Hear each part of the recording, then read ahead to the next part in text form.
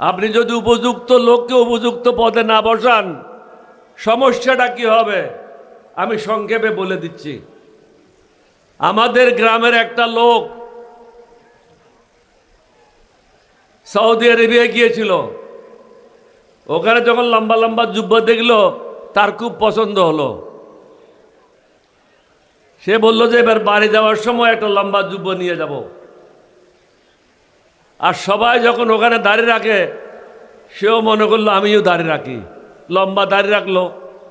গ্রামে আসলো, বাজারে গেল, মগরিবে রক্ত হলো, আজান হলো, সবাই বললো যে হুজুর আপনাকে নামাজ পড়াইতে হবে।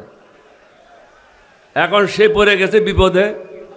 বলে ভাই আমি শুধু লম্বা কুর্তা পরেছি, আমি কিন্তু মনে মনে বলতেছে আমি কিন্তু আলেমও না, আমি আরবি জানি না, শুধু কোলাউজু বেরব্বিন নাস ছাড়া আর কোনো সুরও জানি না। এখন সবাই ধাক্কাচ্ছে তাকে, হুজুর আপনি ইমামতি করবেন। অনন্য উপায় হয়ে সে বলে যে সবাই আবার উজু করেন। সে চিন্তা করতেছে একটু অন্ধকার হোক, তাহলে আমি আমার কাজটা করব।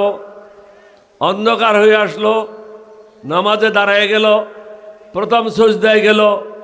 সজদায় গিয়ে চিন্তা করতে যে দ্বিতীয় সজদার পরে তো আবার উঠে দাঁড়িয়ে একটা সূরা পড়তে হবে, তাহলে কোন সূরাটা পড়ব? কোনো সূরা তো আমি জানি না। দ্বিতীয় সজদায় গিয়ে পিছনে যখন সবাই সজদারত, সে আগের দিকে অন্ধকারে পলায় গেল। আপনাদের যেন এই অবস্থা না হয়। সব লম্বা কুর্তাওয়ালা কিন্তু আলেম না। আপনি যাদেরকে মন্ত্রী হিসাবে বসিয়েছেন, এদের দেশ চালানোর কোনো অভিজ্ঞতা নাই। আপনাকে তেল মারবে এবং আপনার প্রশংসা করবে, কারণ সে চায় তার দুর্নীতি করতে।